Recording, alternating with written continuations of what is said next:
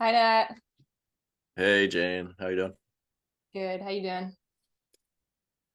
I'm thinking a lot about death recently.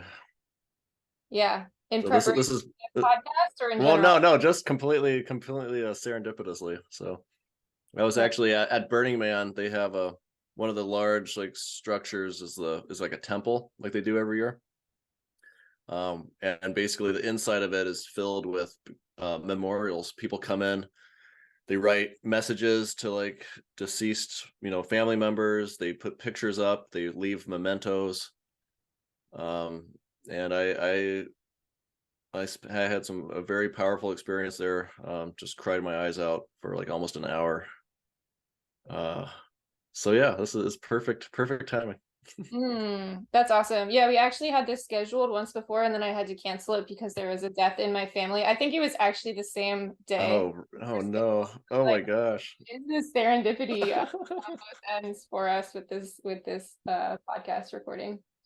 Right. Yeah, so we are here to talk about the home funeral that you participated in for your dad last year, I believe.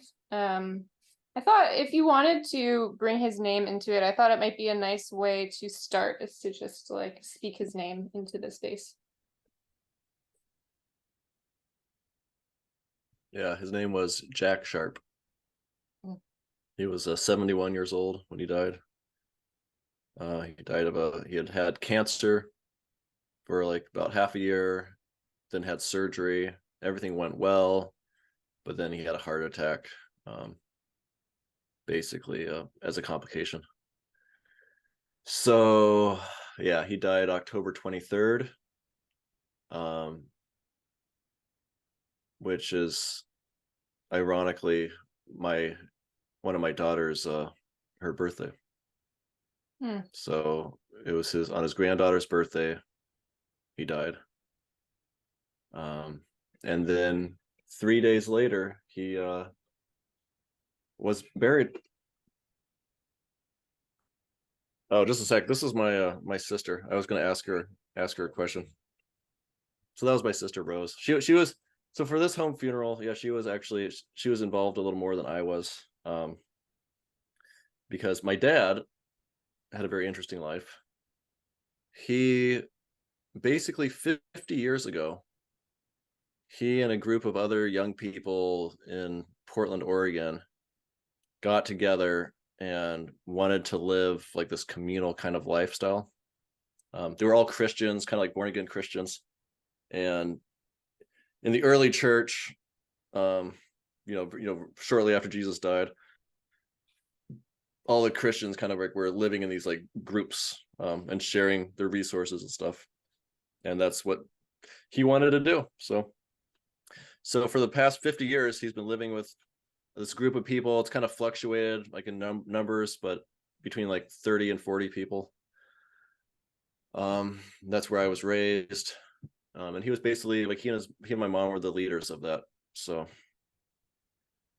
that was the environment in which he was lived and in which he died. And those were the people who buried Like him. 20 when he was like 20 when he started that. Yeah, I mean, it was more, I guess, it was my mom who really kind of had the idea and like got her parents to kind of spearhead it. And then he joined, um, and then shortly after they got married, and then it was probably when I was about 10, 10 or 15 years into it, where he actually ended up kind of like leading it. There was kind of like a split off between like him and my mom and her parents. Um, so so yeah, he wasn't like, but yeah, he was very young. Like he was like 21 or something when he met mom. So If I remember correctly, so you lived there until you were, I don't like a young adult. And did you meet Martha there, your wife? yeah, so yeah, I lived there my entire life basically. When I was like 20, actually I think I might have been 19 when Martha, she we would have like permanent members that would like basically just live there all the time, but then we'd always have like guests kind of coming through or kind of seeing if they wanted to be part of that. and Martha came just for a summer. She came for the summer as kind of a working guest, and we hit it off and fell in love, and then about a year later we were married. So a very relatively quick relationship. Um, and we both wanted to stay in the community. Like we both thought it was really cool. There's like two other young families that were having kids too, kind of like a third generation. Um, and so we had our first kid like 9 months after we got married. Uh, and then we got pregnant with another one. And then by that time though, like the community was kind of shifting, and it didn't seem like there was going to be like much room for like the families and kids. Um, so we ended up leaving and kind of wanting our own autonomy too. Um, so yeah, I left the community about like, what was it, 2014, so almost 10 years ago. Yeah, maybe like 9 years ago. So, So did the but yeah, decision to have a home funeral for your dad kind of come through that community or through the family or through both? well, it's both, because I mean, like I said, like my mom and dad were basically the leaders of this community, right? And my sister, who I just talked to, like she was living in the community at that time. Um, but it's interesting. The home funeral idea actually began when we were pregnant with our first child. So that was like just the first year of our marriage. There was a community member. They had one community member, like one of the original, from the 1970s, who died of a heart attack, like 20 years ago. Okay, like just totally unexpected, out of the blue, and they had a pretty standard funeral for her. But then another one of the older women got cancer, and it was terminal, like stage 4 cancer. So they were thinking like, okay, how do we want to how do we want to handle the funeral? And I was basically part of the committee as like a community member. I was part of the committee to basically research home funerals and basically organize her funeral before she died. Like it was pretty powerful. And that was while I was waiting for my first child to be born, which is also the daughter that my dad, the same birthday he died on, 10 years later. So there you go. Hmm. I mean, it's really crazy stuff. So Um, you had participated in a home funeral before and helped plan okay, that. so, yeah, so I'd help plan, like we had done all the research and stuff that, like the legal stuff and the practical matters. And then I had actually left the community by the time she passed away. Like it actually took longer for her to die than what the doctors thought. Um, but pretty much all that planning and stuff that I had done, like, was help, they implemented it. Um, so that felt really good, even though I wasn't part of it. Um, and then for my dad's funeral, like my dad, he was the next one to die. And so it was a pretty similar process, I think. Um, and I was living, I'm living in a completely different state now, but I flew in like so I mean, the biggest thing with the home funeral, at least, depending on the state, is a lot of times they don't give you much time. They if you're not going to embalm the body, you have to bury them very quickly. And I think in North Dakota, it's like 48 hours or maybe a little longer, 72 hours. But anyway, so he died on Sunday. Monday, they basically put the, things into place, like, like started like getting like a church, like it was still, there was still a church involved because they were, my parents in the community are Catholic. Um, so it's not like they're doing everything on their own, in terms of like the funeral. Um, so he died Sunday. They let everyone know, and like Monday they sent out like invites to the funeral. Um, I think I flew up on Monday.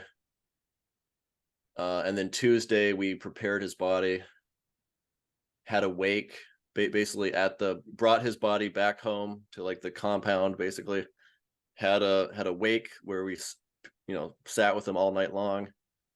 In the morning we stuck him in the minivan, drove him to the church, had the funeral there, drove him to the cemetery, and then buried him.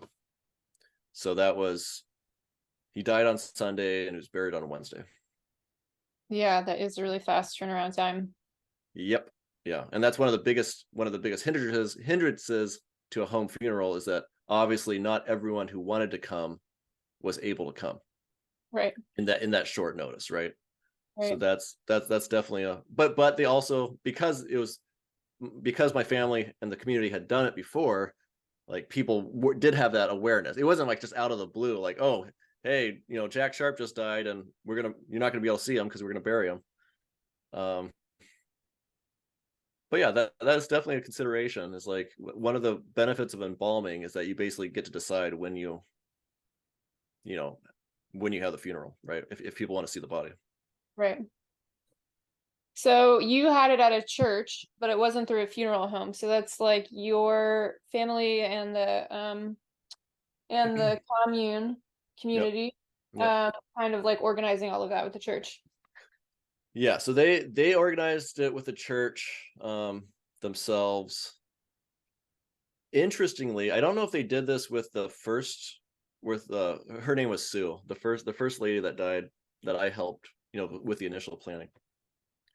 I think they might have actually, but they did work with a funeral director. So that they had a funeral director that they've known for a while, um, and they have a pretty good relationship with. And so I think, so my dad, they took him to the hospital. He was having a heart attack, so they tried driving him to the hospital. Um, Made it to the hospital just as he was dying. He basically died on the parking lot, like in the parking lot. Um, and so I think they had the funeral director pick him up at the hospital on Sunday night, transport him to the funeral home, where he basically kept him in the refrigerator um, until for all of Monday. So it basically kept his body from decomposing. Um, and then on Tuesday, like I had flown in. So on Tuesday, my brother, actually both of my brothers and my sister, so all of his kids, and then like another woman from the community, we all drove over to the funeral home, and the funeral director had brought his body out and stuck him on a gurney basically. And so we took off his clothes. We cleaned him like as best we could. Um, we thought about shaving him, but didn't. Sometimes you have problems with that, like tearing the skin, I guess. Put his socks on. Yeah, I mean it was crazy. Yeah, oh my gosh. Yeah, so you basically have to cut it. We cut away the old clothes and you pull those off, and then cut the backs out of the new clothes, stick them on. Um, yeah, that was a great. I mean, I'm very grateful for that experience. Like that was, yeah, that was really powerful. Like being able to do it myself. I don't. The funeral director. I'm trying to think if he did. I mean, what funeral directors do, and this is what I learned when I was doing the first research for 10 years ago, is it's insane what they do to your body. Like they suck out all your like juice, they drain your blood, they have like this tube they stab in your gut and like jab around and suck it all out like a vacuum, flush it down the sewer. um then they go in, they plug your butt, they glue your eyes shut, they like staple your mouth shut so it doesn't open. Like it's just real, I mean, very, like I was reading it, I was like, I don't want someone doing this to me. This is terrible. This is terrible. Oh my god. So I think he might have like closed his eyes and maybe I don't know if he did anything with his mouth. Um, but he was mostly just untouched. It was pretty much just like he was at the same way and he looked dead. I mean, this is the thing too. This is like if you have a home funeral, they will look dead. Like his cheeks were sunken and he was like gray and kind of I mean, this, which You mean if I you per don't embalm them, then you right. can I tell mean, a more. lot of the embalming, it's like they're not preserving the body. They're basically reconstructing it. They're basically like, at least like facially, like they will try to like make them look like they're sleeping. Like that, there's an aesthetic thing that goes into embalming, kind of like plastic surgery, right? They're not preserving them. They're trying to make them look alive. Which I don't know. Like if you've ever seen like an embalmed person, like to me, like they don't actually look alive, and they don't usually look like the person. Right. Like it's actually kind of disturbing. I don't know. I don't like it. So was there a question at all of whether you would embalm his body, or was it you were sure, like, yeah, I guess how much of this was planned in advance? It sounds like his death wasn't the timing of it wasn't expected. Did Yeah. he did he know that he was going to have a home funeral? Yes. Yep. Yeah. So that's like, yeah. So because this other woman, Sue, that they had basically done a similar kind of process with her, um, and ironically, like I think he bought the coffin that he was buried in. Like he because like I was just that's one question I had when you asked me a list of questions, and the one I couldn't answer was where the pine box came from. But that's what Rose, my sister, reminded me that I mean, they basically, their policy was just to always have one on hand. Hmm. Um, So so whoever like needs there's a it friend. would get it, and then they would buy another Exactly. one. Yeah. Oh, that's Yeah, cool. yeah. So I mean, but I've heard stories of people like, just like individual families, like they'll buy a coffin, like a pine box, and use it as a bookshelf. Cool. Like just like a head. Like I mean, this is the biggest thing to me. Like that's, I mean, the home funeral is one thing, but basically the one of the most beautiful parts of it is just the intentionality. Because like you were saying earlier, like usually when people are dying, or usually it's after they die, that people start thinking about the funeral. It's like we don't even want to talk about it. We don't even want to acknowledge this reality that's going to happen. It's just like we don't even want to think about it. So I think that's, I mean, I really admire that, like that, the fact that that they were, and it's beautiful too, like that my dad actually, I think, yeah, like I said, I think he went and picked it up. A friend of the family that made these like coffins, just kind of as a side thing. It was just very simple. He barely even fit in there. It was just it's just a very, very simple, beautiful box. Um, so yeah. But I think that, yeah, that was, it wasn't expected. His death wasn't expected, but they were ready for it. And that's one thing I would definitely recommend, is that if you're not ready for a home funeral or burial, like don't try it. Like it'd just be way too stressful. I mean, you'd be like, I mean, Because of the time yeah, crunch. right. Yeah.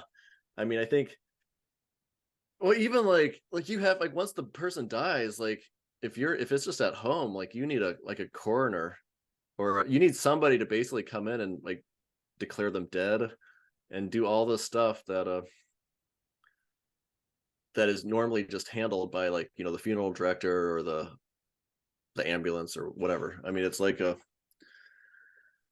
I don't know. I think it's yeah, so it's like me, like I mean, I would like to have like a home funeral like that, I think, but I don't know if I'll be in a community or situation where they would be able to do that. Does that make sense? Like it's really is, it has to be like a group kind of effort. Yeah. Um, Yeah, and like alignment within the group that that's what everybody wants to do because there is a lot of yes. work involved. Yes. Yeah. There is work involved.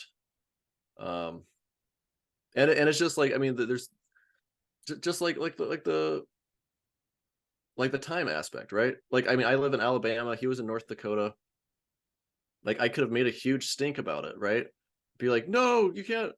Like, my kids weren't able to see him, right? I mean, I couldn't afford to like fly everyone up there, like, the next day. Like, literally, like I think I bought my ticket the day he died. Like, I mean, So so it's one of those things, like I would say, like if you're interested in doing it for yourself or if you're helping other people do it, just like make sure you communicate with everyone who will be affected, right? Because that because at the end of the day, it's not the funeral is not for the person who died. Like it's for the people, right? I mean, it's for the people. Like the person who died doesn't give a crap. I mean, like they don't. I mean, they're gone. So like I think so for the community that my dad was part of, and his family, like that's one reason they wanted to do the home funeral is because it did reflect the kind of life they were living already, and it was so like it just gave us total control over the experience, right? Total control. So like I said, after we dressed him and put him in the coffin on Tuesday, like we literally just stuck him in the back of a minivan. I think we did have, I mean, the funeral director did help a lot because like I think he actually wrote like a like gave us like a sign thing for transporting, like even transporting a dead body, like Right, that if you can get get you. pulled over or something. Yeah. Exactly right. Like you don't want to. I mean, there's all sorts of like sketchy kind of areas you don't want to be don't want to be in. So yeah, we brought him home and basically brought him up to like they have like a little chapel kind of like in their main building. So we had him on a gurney that we were once again a gurney, right? No one has a gurney, like, but we borrowed one from the funeral director, right? Or rented one. I mean, we I think we paid him like that was what was so nice about what he offered is that he didn't say it was all or nothing, right? Like he really said like whatever services you need, I'll do. Whatever you want to do, you can do. So like that is amazing if you can find someone like that. So so yeah, so like even like the death certificate, like he asked us all the questions, but he filed for the death certificate. Like he handled that paperwork. Um, It is really nice to have that kind of a la carte, uh, yeah, yeah, opportunity. and I seriously This is doubt what we are all. capable of managing, and these are the things that we actually need some help with. Exactly. Yeah. So in that sense, he was acting like a midwife almost, or like a like a death midwife. Um, but even less hands on. I mean, really crazy. Yeah. So anyways, we brought him back to like the chapel, like the little like the chapel room. We stuck him on the gurney, and then he was just gonna sit there for until like the next afternoon, basically, or yeah, almost for like 24 hours. And so then like I was kind of freaking out, like, oh shit, like he's gonna start smelling. Like this is gonna be terrible. Like what the heck? So I think I went and got like a bunch of like freezer packs and like I stuck them like all over his body. But I mean, just like stuff like that. Like this is, but it's like it's just so real, It's just so real. It's just like it was so. I mean, I think it was healing for me just to like actually just see his dead body and interact with it and touch it, and I think that was it was so obvious that he was gone, right? Hmm. So in terms of closure, I think that's a huge gift is being able to actually interact with the corpse. So Yeah, there's something as you're saying that it's like the way that I feel what you're saying is that it like really speaks to the animal body parts of us that oh right. understand death by being so face to face with it. Like even if our mind gets intellectually that the person is dead, there's like something very different about being there right after it happened and being with the body and interacting with the body. Right. I mean, how many dead bodies have you seen?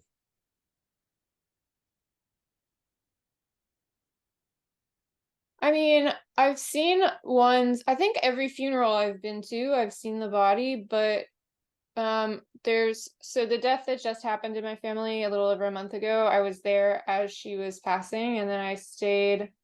I kind of, yeah, wanted to advocate a little bit for like, okay, give us a little bit of time before the funeral director comes in, just like let us sit here. Exactly. Oh my, Somebody had just a given little me bit of that, time. Just a little bit of yeah, time. somebody had given me that advice of like really take your time, and if anybody tries to rush you, don't let them. Good, good. So we sat with her for 3 hours, and it's like me and my aunts and uncles and a cousin, and we just like, it wasn't like, there's something about death, I think, that it's like you can't hold that somberness for that long. It's like we just were chatty and silly and telling stories, but I was sitting next to her, and I would periodically like look over at her, and there was something just in that 3 hours that my body was really processing, like, yep, she's gone, yep, she's gone. And like, Wow. and then I saw her again 10 days later for the funeral. And yeah, at that Hmm. point, I couldn't even really connect the body that I was seeing with the spirit of my grandmother. It felt like two separate things. Hmm. So I would say, yeah, I don't know. I've seen some number of dead bodies at funerals, but it was a very, very different experience to be, Interesting. yeah, there, like, as it was happening and just afterward. And I did not do the things that you're describing of like cleaning her and dressing her. I was not involved with that. So that feels to me like it would be another layer of Hmm. really feeling the rawness of the experience, and maybe another layer of like there's something in Hmm. the actual act of caring for somebody's body that feels to me like a whole ritual in and of itself that I did not It, participate in. yeah, it was. But even then, like we were still laughing and joking. I mean, at different points. I mean, wow. I mean, part of it's just like the nerves of what we're doing. But the other thing was just like, just, I mean, being like, oh my gosh, like if he could see himself now, or if he could, like he would be so mortified, or he'd be so like, it was just so healthy. It was just so beautiful. There's another element of it that's like, how much do we see our family members naked besides maybe like a spouse and children? You know what I mean? Like, in Yeah. some cultures it's probably more common, but there's something about that too that like really I feel like touches into the Yeah, raw. actually, that's one part. Yeah, I was definitely worried about that aspect. Um, and then it turned out, because of like his circumstances, like with his the kind of surgery he had and stuff, like he was wearing like this whole kind of get up or whatever. So like I didn't actually end up seeing him completely naked. Um, but I was prepared to, like, if I needed to, I was like, okay, so he had a, but it was still, but yeah, that's what I mean. As his child, it felt especially profound, because I felt,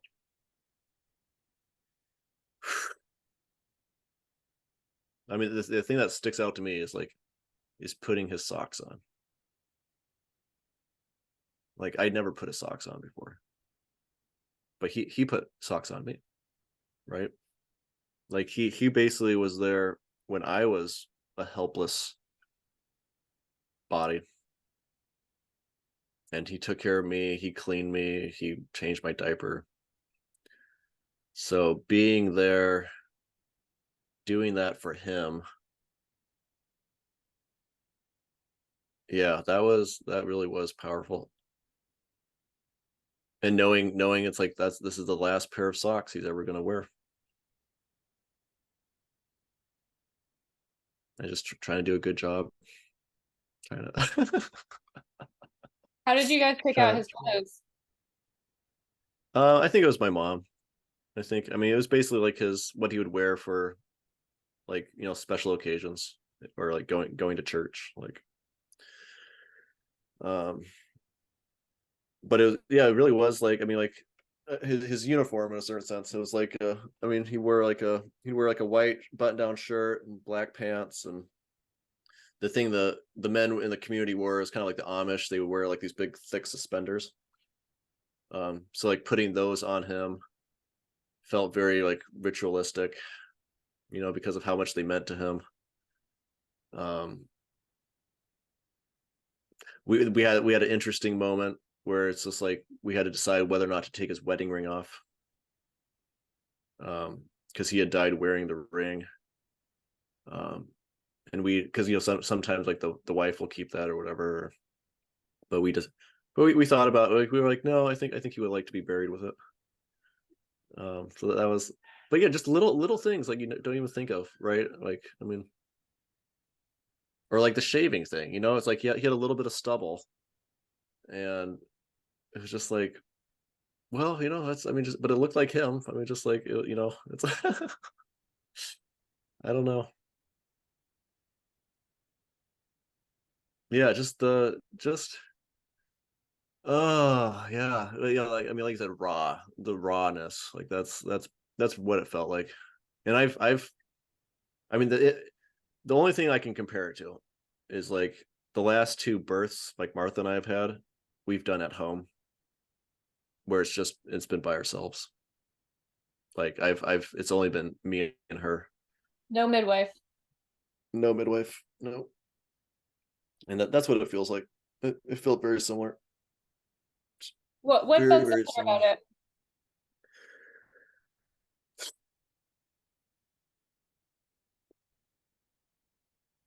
It's the just how real it felt. It just felt so real. So yeah, I mean, what would you say, like the animal side of us, or the embodied side? The It's just so like birth is like so messy. It's so incredibly messy. I mean, emotionally messy. There's like fear and pain and like uncertainty, and you don't know like how long it's going to last. You don't know what's going to happen. There's hope, and there's just blood everywhere. There's shit everywhere. Um, Absolutely disgusting, primal, smelly.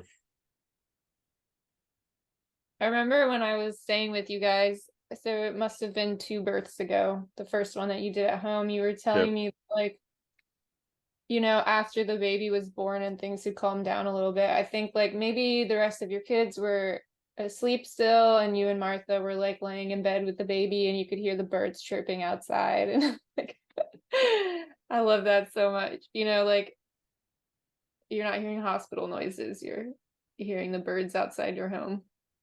Yeah. And I guess it's the same thing like with the death thing. Like I've heard so many stories of like somebody dying, and then like just 5 minutes later, like the ambulance shows up. They they grab the body, they take it to the hospital or the morgue or whatever, and then like I said, like a week later, they see this, the body. Um, and just the sadness people have felt in those situations of just like, and the lack of closure and the lack of, so the fact that I mean, I'm so happy to hear that you fought for like a little bit of time, or just like made that a priority. Because that's the thing, like the hospitals, the funeral directors, they're supposed to be there to serve us, right? Like they're supposed to, they're there to serve us. But sometimes is serving us is not just like doing it for us, or just hiding it, right? Or just taking it away. Um, so so yeah, I mean that's how I felt with my dad. I felt honored to be part of that. Um, Even if it hadn't been my dad, it would have been an honor to basically take care of this dead body, and Mm. just for the just for the insights and like the experience it gave me, like thinking about my own death. Like that was like I'm so grateful. Like that's a gift he gave me. I mean, and that's a gift he gave me from like beyond the grave, right? I mean, by dying in this way, where he basically allowed his family to take care of him, he gave us a gift. He gave me a gift, like in my own like contemplations about death, and like, so that was powerful. That was like, whoa. Like I was actually grateful for his death in that sense. Like, Isn't that crazy? Yeah, yeah, I know what you mean though. So this was almost a year ago now. This was October 2022. Yeah. So yeah, yeah. It was yeah, almost exactly a year next month. Does it Yeah. feel like in that time, have you noticed anything in terms of like how your relationship with death has shifted or changed?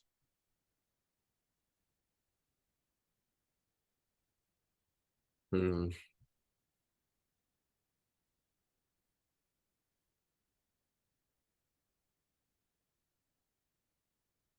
Hmm.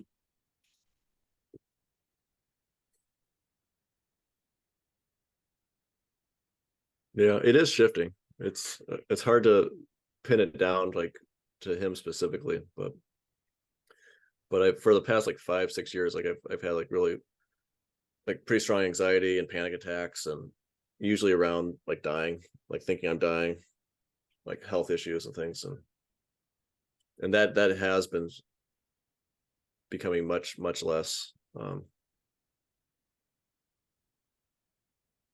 But yeah, in terms of death, I mean, it's like a well, okay. What one feeling I had, like this was pretty early on, like after he had died. Like, I mean, part of the problem is like him and I had very different beliefs about death. Like he was a Christian Catholic. He thought he'd be going to heaven. Um, I don't necessarily believe in an afterlife anymore. So I felt it felt much more final to me, like his death. Um, but uh, but I did have this feeling, like this image. It was just like it's like watching my kids like try to like go off like the diving board at the swimming pool, like go off the high dive. Like they'll go up to the high dive and they'll go out to that very edge and like look down and then freak out and then go back and then try it again like 5 minutes later. And the feeling I had with my dad is like whatever death is, whatever death is, he has gone before me. He went first to basically to like, and it's like so it's like a parent like seeing their kid like scared and be like, okay, just watch me here, I'm gonna go off and then see, I'm fine. So that's I had that feeling. I was just like, no matter what happens now, when I die, I will know that my dad went before me, and that made me feel so good. I Like that love that so really, much. oh my god, yeah, that uh, I think that's the way it should be, right? I mean, not that we want our parents to die, but it's like it really is like that one of their last gifts they can give us is going ahead.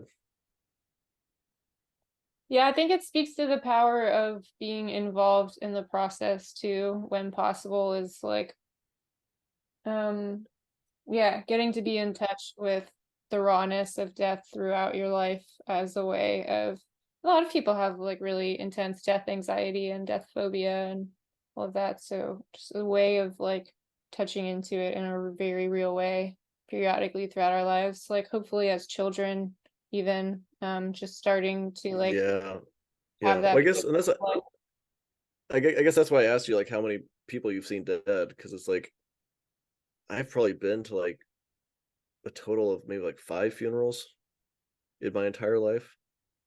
Like I feel like I'm so underexposed to death. Like, yeah, maybe volunteering at hospice is like, I don't know, I could see that being really good. Like really, have you noticed that change you at all, or in terms of I mean, you said you haven't really seen like you've been with them as they're dying, but you've right, definitely been in right. that in with people that knew they were dying. I mean, even Yeah. that I could see being really beautiful. Yeah, it's touching an aspect of it. I've been realizing that I want to be like, they don't call me, the caregiver doesn't call me when the person is actually dying, they like Mm-hmm. have it. So I'm just there at scheduled times to like do respite and companionship visits and that kind of thing. But I have had a hunch, and this was sort of confirmed with my grandmother, that I think the stage that I feel most well suited for is actually that active dying process. So being with them as they are in the midst of that transition. Yeah. Yeah. But Hmm. yeah, I would say the hospice work in general, even when it's months or weeks out, yeah, it's still very death is very present for me just by engaging with it in that way. Yeah. Interesting. Yeah, it's funny. I was watching. I'm not on TikTok anymore, but for a while I was watching TikTok a lot. And there was one guy that was really interesting, and he was I think he worked at a morgue, like he did like autopsies or whatever, and he was answering all these questions about death that people had, like mostly practical, but like sometimes very like profound questions, and it really did make me almost envious of him, of just like his intimate, up close experience with death. Maybe there's I something don't know. there for you. Maybe there's a little bit of a call happening. Oh my gosh. Oh, maybe. Wow, I've never even thought of that. I could totally see that for you, honestly. Interesting. Oh my god. Wow. Working with I wanna yeah. yeah. Go I ahead. wanna ask you what the funeral itself was like. Yeah, let's see. So the I guess we have to start with the wake. The wake was that was the only time his casket was open. Um and so that was like open like all night long, and like different like local friends and people just came in, um paid their respects. I think for a while I think they were singing songs together, um which is a kind of big part of their like spirituality. So like spiritual songs and praying. um I don't know if they did like, I think one person kind of shared kind of like a story. Maybe I think it was one of the guys that was there when he actually died, like shared something. um I'm trying to think of, oh yeah, I think and then like downstairs, like kind of in the dining room, they there's a bunch of like neighbors and friends gathered together before that, and like some of us kids talked about him a little bit, and a few other people shared things. So yeah, there was definitely a kind of a group, like different kind of like very short impromptu eulogies and memories. um so I really appreciated that seemed really important. um Catholics aren't allowed to do that at funerals, like it's not really a thing, but it, like at the wake it was different. Hmm. So then in the morning, so like there was always one, like I stayed up, we all like basically took turns, like an hour of basically just sitting with them. So I'm pretty sure like there was always someone there throughout the night, and I really appreciated that too. Like I liked like praying with other. I mean, I wasn't praying really, but singing with other people, and but then being there by myself with him felt really good. Like that was like I think I was even like talking to him, and just like, because like we had kind of like up and down relationship, it was um so yeah, just being alone with him, like that felt good. And I gave him some my kids drew pictures for him, so I put some pictures in his coffin. I put a few like little mementos and things that I had brought with me. um his youngest granddaughter, he had never met, so I brought like a little like lock of her hair, and I think I stuck that in his hand. Like that seemed really beautiful to me. um then in private, it was really nice just having some private time with him. It wasn't creepy, like I wasn't like was not at all like freaked out. um and then so then in the morning we had a kind of another gathering, sang some more songs, and then people would come and like kiss him, or like that's one thing I did. Like even the first, like when I first saw him, like I went over to the table and I think I kissed his forehead. Yeah, like part of me, I had this like kind of like animal revulsion, you know, against from like dead bodies or whatever. But it was, I'm glad I did it. Like it was very just uh yeah, I'm glad. Yeah, it's yep, it was good.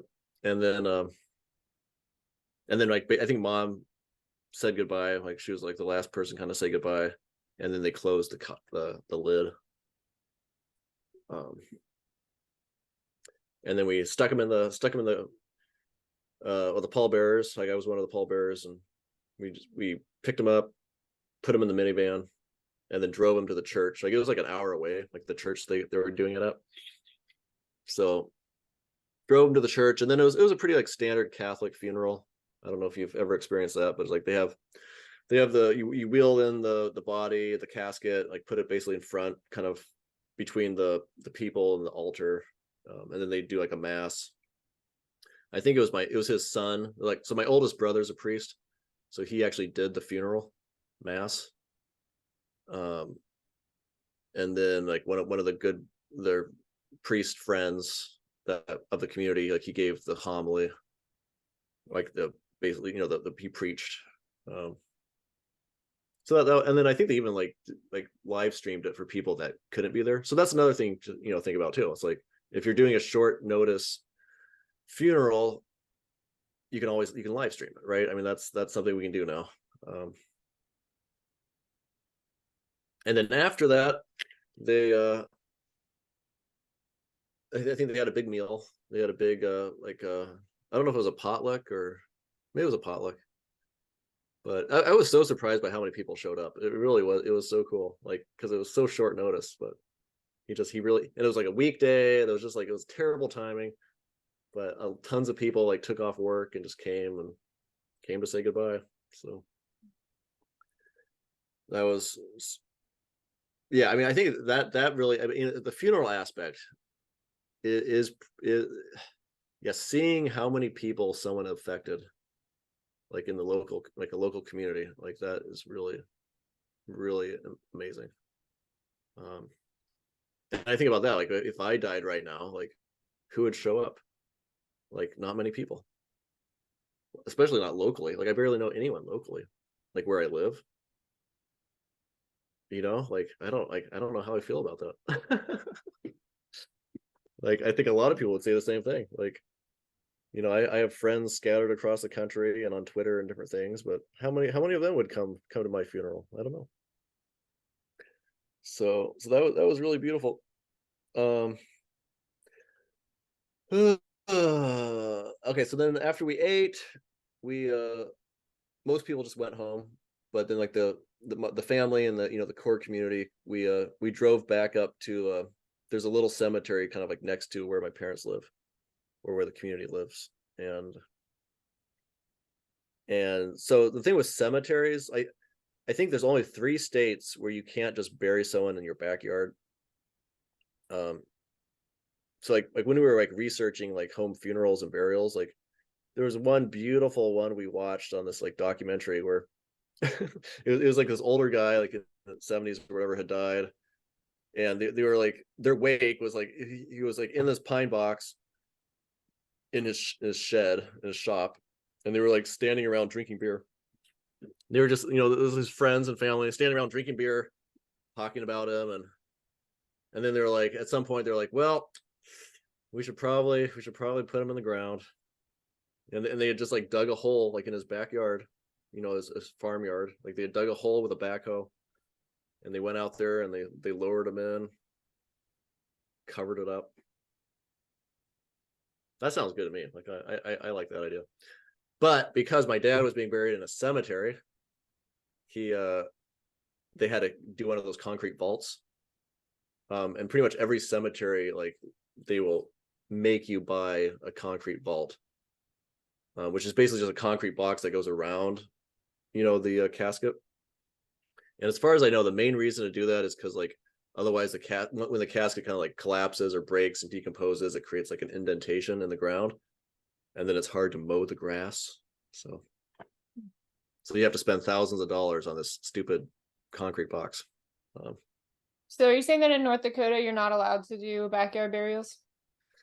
no, you can. The main reason they didn't want to do that is religious beliefs. I think like they believe Catholics believe in this thing called consecrated ground. So like having especially like a special cemetery that's consecrated. Um, and that's one thing we even looked into is like if we wanted to like do it on our own property, like I think we could have created even like a Catholic cemetery on our property. Oh no, but I think even then, like for an actual like cemetery, you have to like set up like a trust and basically make it so that it can last, into the future and be taken care of. So I think it was more complicated than we thought. Um, but yeah, they totally could have done it. Like they had space and they could have. I mean, like in my mind, that would be even more beautiful. To just stick them on the ground. Just stick them on the ground, right where you could visit them, like super. Like even if like somewhere where you're walking by, right? Like I mean, wouldn't that be amazing? Like just be like, oh, there he is. Um, and that's the other reason like they don't really do believe in like cremation. Like that's kind of like Catholics are allowed to cremate, but it's kind of it's not it's kind of frowned upon, because they believe that when Jesus comes back, all the bodies will basically rise out of the ground and be transformed, right? So by destroying your body, it could be seen as like, you know, not believing that, I guess. But I've also seen like examples of home funerals where they did do cremation, and those seemed really beautiful too. Like this one, there was this woman who was dying of cancer, and when she died, like all her friends, they just came over to her house, and she was in like the cardboard cremation box that they probably got from the crematorium, and they painted it. They just sat around. They sat around. And they wrote messages to her. They drew flowers. They just they made it so beautiful, and then they put it in the van and they took it to the crematorium and they all like stood around while it was burned, and like that was amazing. Yeah, what a nice So ritual. yeah. I mean, so I think the main thing is just like it's not even a matter of like what kind of rituals you choose. It's the fact that you get to choose them, and the fact that you are like you as the grieving family are the ones basically directing that and taking like that. Yeah, I think that's the it's so cool, so cool. I know that you did a lot of the research 10 years earlier for Yeah. Sue. Yep.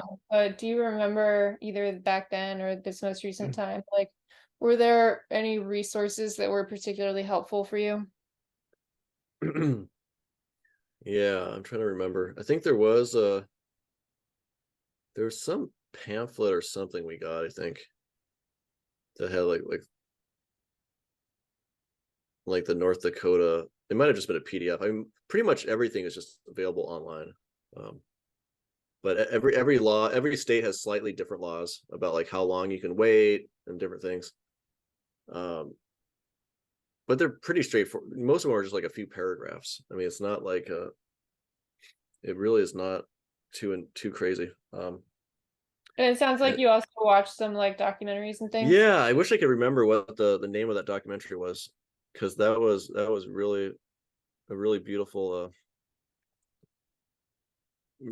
documentary, and just like showing the like different types of home burials. Let's see, there's one called A Family Undertaking by PBS. That sounds familiar. Let me see if that's yeah, but pretty much yeah. I mean that one looks really good. And there was a book too that I, I and I don't remember what that was called either, but that was it had it basically gave like a super in-depth description of the normal embalming process and funeral direct, the funeral process, and really helped us decide like, okay, we do not want to do this. Like we want to just have a much more simple, much more just organic, loving type of, funeral. Um, so yeah, I do. I'm not sure what that was either. um, yeah, but I think the main thing is just like even knowing that it's possible. Like in my mind, like that, I think, and that's why it's so cool that you're researching this and like doing this podcast, because it's like just knowing that it's hard. It's gonna be a little harder in some ways than like just letting someone else do it for you, but it's definitely doable. Like I think that's the main, and I feel the same way about the home birth experiences that we've had. Like in one way, they've made me more grateful for hospitals and midwives, but on the other hand, it's also like it feels amazing knowing that it really it's possible, and not yeah not it's not as challenging as it seems. I don't know. Yeah, I'm really grateful to you for being willing to talk about it publicly. There's something, this is very true for me. I probably varies among people, but like getting to hear firsthand stories about it is really helpful. Like it's Oh, also helpful good. to like read resources and um rules and regulations and suggestions and stuff. But like you and I are pals, getting to like hear, really from your perspective and through your lens of what it was like to participate in one is really helpful. There's something about it that I think can be intimidating because we don't really get to like rehearse it or practice it, It's like Well, somebody we actually, dies yeah. and they die once, and then it's like, we kind of have like one shot at their funeral. So I think that can make it, at least this is how it's felt to me. There's an element of like, Hmm. oh, well, I don't want to risk, like, what if I mess something up and then like, Right. so there's something, I mean, you probably can rehearse it. There's probably ways of like Well, get I didn't, it actually reminded me like when we were doing the research for the Sue's funeral, we did rehearse it.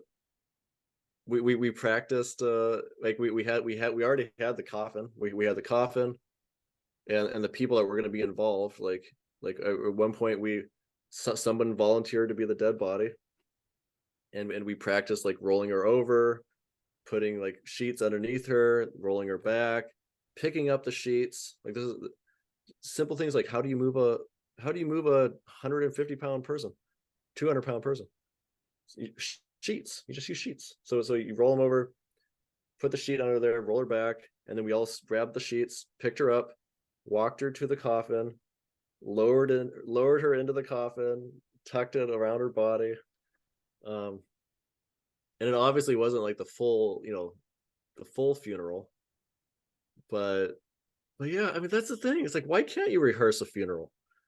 Why can't you rehearse a death and have fun with it, right? I mean, like you can even have the. I don't think it was. I don't think it was Sue that was like the volunteer. But it's like if I was terminally ill, like yeah, sure, I'll help you rehearse the funeral. Like if you were preparing my death, I I think that would be a beautiful thing. Like stick me in the coffin, like practice on me. I mean, what the heck? Yeah, I love that. I love I that. don't know. It was Uh, probably a pretty interesting experience for whoever was the volunteer too. I Like, think it was. I think it really yeah. was. I mean, it's like not people do that kind of thing a lot, like death meditations, that kind of thing. Oh, really? Is that? I mean, I don't think I'm not sure I've ever done anything like that. But Yeah. wow, wow. So there you go. You're already doing it. I mean, that could be like a whole service that you could offer people. Is basically like a walkthrough of their funeral. That's so true. That's so cool. I love that idea. That is really interesting. That's like a wow. Yeah, so I like I said, like I see like the home funeral thing as being most realistic in a in like some sort of community. If it's just if it's just like someone dying and like all their kids are just spread out across the country and they have to fly in to, like I don't, that's not going to work, or Or it's going to be harder, right? maybe it would work better. Like you didn't really have notice that your dad was dying, it sounds like. Right. Maybe if it's like pretty clear that somebody's getting, and people are able to travel in before it happens. I don't know. It sounds like it would still be hard. Yeah, no, that's true. That's true. But you probably, you'd still need like some. I mean, I think in any situation, you're going to have some person who's basically willing to take responsibility. Because, like you said, like, what if something goes wrong? What if something like, and who in a grieving state of mind is going to jump to take that responsibility, right? Did you have I mean, somebody this, that's kind of a point person? yeah. Let me see. Yeah, who was the? Yeah, I mean, I think they were kind of like coordinating together. There might have been like a few core people, just like when we were for Sue's funeral. Um, yeah, I don't think there's one specific person, but my mom definitely was not involved very very much. Like I think she might have helped like figure out like the church and different things, but she was that yeah she was not involved. She was not interested either. I mean like that it was just went way too much. Um, so I guess that's the trick too, right? Like you want people that care about the person and love the person, but who aren't necessarily the most grief stricken.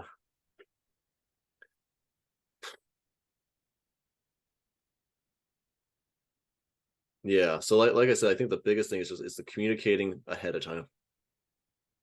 Is the communicating ahead of time and just being like, okay, here's the plan. This is what we'll do. And even like Martha and I have talked about doing that, like different places we've moved, like just realizing how unprepared we are. Like if one of us died, like we would just be like we just go to a funeral home. I mean, I don't even know. I don't even want to think about it, right? I mean, it's just like, oh my God, like what the fuck?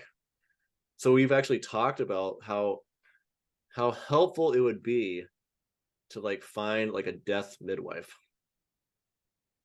And I don't even know if that's a thing, right? But to basically find a death midwife, it's like we're pregnant, right? We're all pregnant with a dead body. There you go. All of us are we all have a terminal disease called life. Like that's the thing. It's not a surprise. We are all gonna die. I could die right. I could have a heart attack right now. I could die right now. You could die right now. You could die on this podcast while we're talking. That would What's be going to pretty happen to good your body? timing. We're doing a It, death podcast, it would dying. make it. It would be a very popular podcast. It would be very yeah. I'd be very impressed and sad. Very sad. No, there's totally death midwives. Is that a thing? Have That's you? kind of the route I'm going. That's I could totally see you doing that. Yeah. Yeah, yeah. I did a training. Some you can call it a death doula, a death midwife, Okay. just Interesting. yeah, death companion, death worker. Death worker. Yeah. I like that.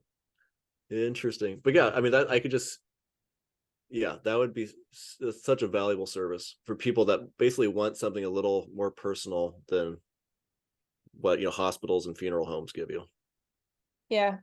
Yeah, and the beauty of it is that it is really not just something for end of life. Death is with us all the time, and there's so many elements of it. Like you and I were just talking about before we started recording, like the direction that I am seem to be mainly going with it is this like energetic death that I'm supporting people in, which is Mm-hmm. another kind of death work. But what you and Martha are talking about would be like Mm. you're both healthy and young, Yep. and like you also want to just like consult with somebody who could help you feel more prepared for surprises. That's Yep. Well, totally like not just feel form of prepared, death work. but basically somebody like if I walked out and Martha was dead in the living room, who would I call first? Right? I mean, that's the kind of person like I want. It's like, I mean, I'd probably call 911 just in case she wasn't actually dead, maybe. But even then, it's like if they showed up, so say they showed up, they tried to resuscitate her, they couldn't do it, they pronounced her dead, and then they were going to take her away. I don't want that. I wouldn't want that. But who do I call? Who like, I don't know the Alabama laws. I don't know anything right now, right? It took me completely by surprise. And it's like, yeah, having someone who basically that we've talked to before, that basically knows our desires, knows who we are, knows what we want, and then I could basically call and be like, hey, like, like what do I do now? Yeah. Yeah, they will advocate for you. They will have your interest in mind. They will know the local laws that have to Okay, be okay. worked with. And then yeah, they'll be able to have a level of like calm and clarity that would be really hard for you in such a state of shock, you know? Yep, exactly. Yeah. Exactly.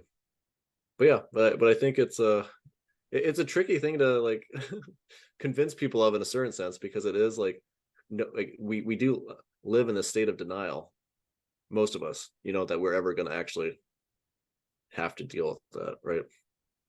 So yeah, I can see like how something like, or like potentially like combining like both like your kind of things like energetic death work and with, I mean, I guess this is what it's supposed to be like priests are supposed to do, or different, different like religious kind of figures. It's like in a community, it's like, but unfortunately we live in this yeah, it's just like the funeral home it's like an industry. It's an actual industry, and it's very very, it's not the best. It really isn't. And like I said, they don't have like your best interest. I mean, or the fact, I mean, what ends up happening, it's so terrible. It's so terrible. Like you end up like, or like even with dad, like we already had the casket and everything, so like we didn't have to like worry about buying the casket. But oh, it's so disgusting. But like they so like, normally what happens is like you have these grief stricken people, right? We're not ready for this death. They show up at the funeral home, and the funeral director starts selling to them. Like literally, they are in a sales office where he's upselling them on like, well, you could do this like very cheap standard casket, but here's our $10,000 deluxe gold plated casket with a special hermetic seal all the way around. Yeah, there's definitely a way that it can become this thing of like showing your love for the person by how much money you're gonna spend on. It's terrible. What a I mean, it's just like, It's not all like ah. that. Like I just want to say the person that did so Oh, much for my grandmother, he seemed okay. really great. And Oh, good. Okay. like who you worked with where you could kind of do that a la carte thing. I think Yep. there's like I don't know the intricacies of like the various state laws around this, but I think yeah, I don't know if I even want to say it because it could be wrong, but I think that it's supposed to be like that everywhere and that like you are supposed to always be able to bring in your own casket if you want and not have to buy a Oh casket yeah, yeah. No, totally, um totally. But from but the once again, like funeral. who has their own casket? Right. So it's like, I mean, it's not even that like, yeah. So even assuming the best about like the funeral directors, you're still not going to be making your best decisions Right. in that moment. Like if you really are, if yeah, I mean, just the fact that how unprepared most people are, it's just like you're not going to be thinking straight, Yeah. and you might end up with like a huge bill and a huge debt that is not going to help your grieving process. It's not going to help anything. But Yeah. like I mean, like, even little things like the sealed caskets, right? Like they pointed out in this book I read, like when you seal a body in a casket, it doesn't protect them from decomposing. you know, because they sell it as like, oh, don't you want to protect your grandma? Don't you want to protect your mom? And it's like, no, what happens is that it kill all the bacteria that needs oxygen that would decompose your body all die because it's not getting any oxygen. And then the bacteria basically in your gut places that don't need oxygen, they start consuming your body, and it basically turns it into soup. Like, this Interesting. is what happens. This is what, like, it's like I was reading this stuff and I was like so horrified. I mean, like, once again, it doesn't, like, they're dead, it doesn't really, you know, like, does it really matter? But it's like, but there's like, I've read horror stories like people going back and like getting their casket, like the casket of someone like in storage or like in a mausoleum or something, and they're leaking out because it's, I mean, anyways, I don't know. It's just, there's something, I guess what I don't like is is the illusion, is like creating like this false illusion about death, right? Like the idea, like if we embalm them to make them look like they're just sleeping, they're not sleeping, they're dead. You know, like, oh, we're gonna seal their casket for another, you know, $5,000 to protect them from the outside. But they're not, they're dead. They're dead, you know? Like, I mean, I think my ideal would basically be buried in the ground without any body or any box at all, Hmm. and just be like completely just decomposed, eaten, like, you know, everything, like animals, worms, bacteria, and just slowly turned into a, you know, nature again, right? Yeah, that feels the most Does that feel intuitive for me as well. okay? Interesting. Yeah, because I mean that's what I literally see death as. Like, death is just like when basically I'll stop being this pattern and I'll just turn into something else. So trying to pretend that that's not happening, I guess I that is what actually disgusts me. It's not the decomposition and the rotting and all this stuff. It's like, it's the pretending. Yeah.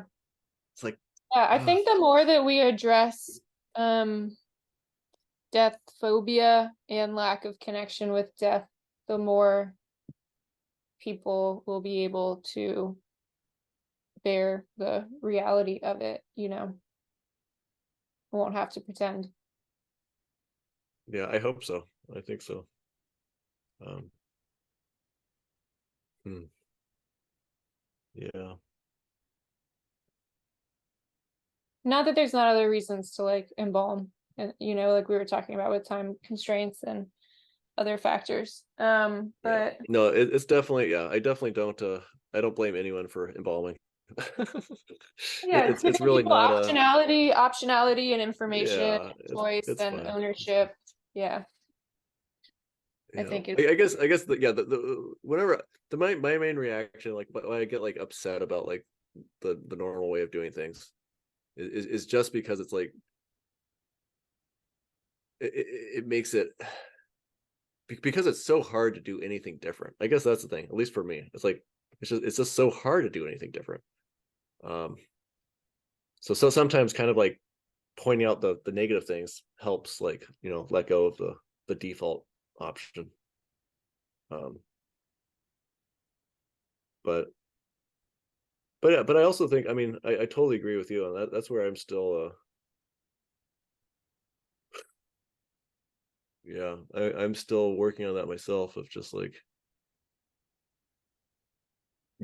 base reconciling myself to my own death, you know. And I think that's where I think like a funeral or burial, the rituals and all this stuff, the way you do it, like, I mean, just imagine that. Imagine like if your own death actually helped the people that you left behind. Wouldn't that be beautiful? Like, it's not like actually help them, like, be less afraid of death, or like, you know, more like, what, I mean, just ugh. I don't know. Yeah, death phobia. I like that. Like I do. I still have some death phobia.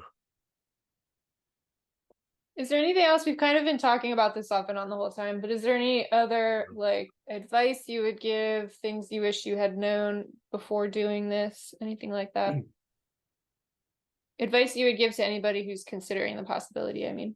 Right. Yeah, let me see. Hmm.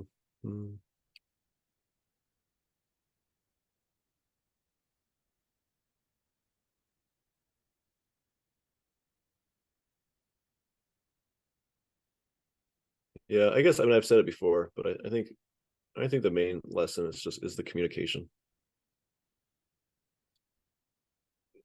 Just communicate. Like if you're the one making the plans, like communicate what you want. Um, if you're the one like helping organize it, like communicate and try to talk to everyone involved, everyone who will be affected. Um,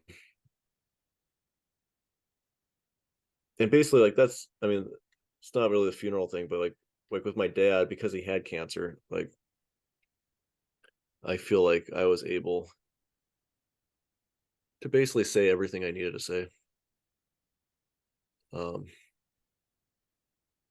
I even asked him one time if he was afraid of dying, and he said no. I was like, no, I'm not afraid. So I think that's,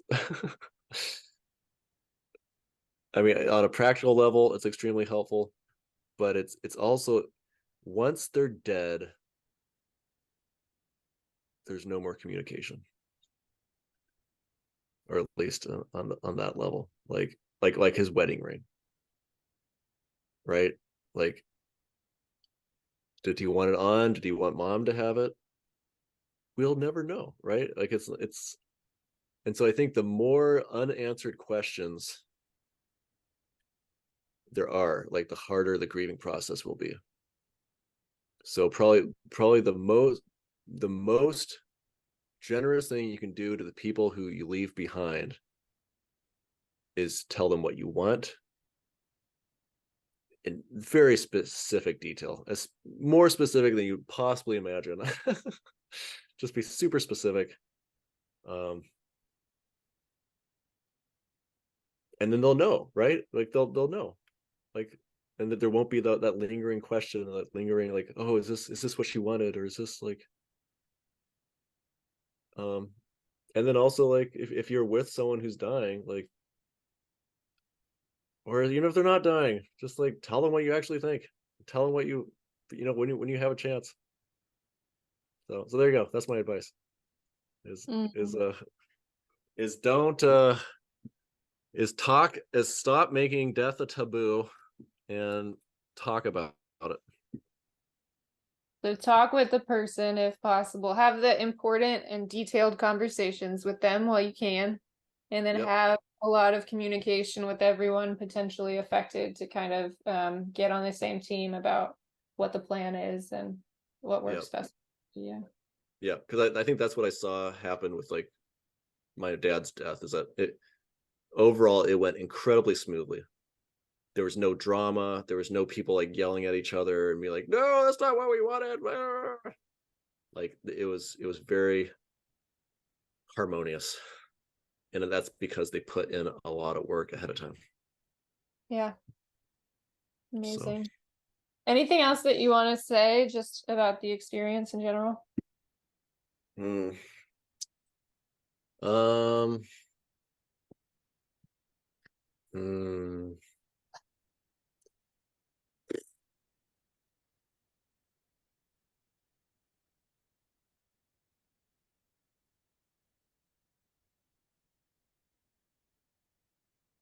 mm.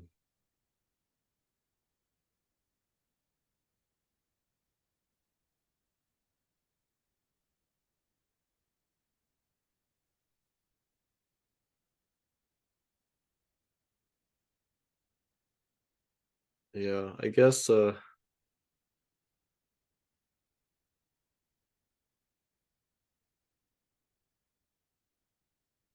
mean one word that came to me, and it was actually during a trip experience.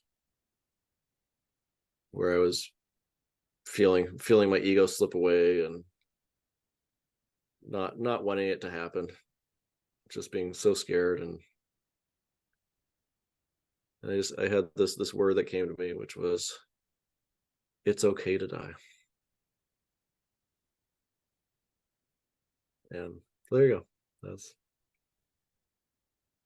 I think that's it's true.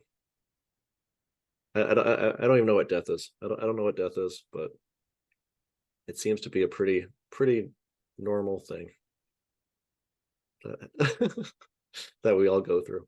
So I think it's okay. Don't have to take it so seriously. You can even laugh while you're cleaning dead bodies.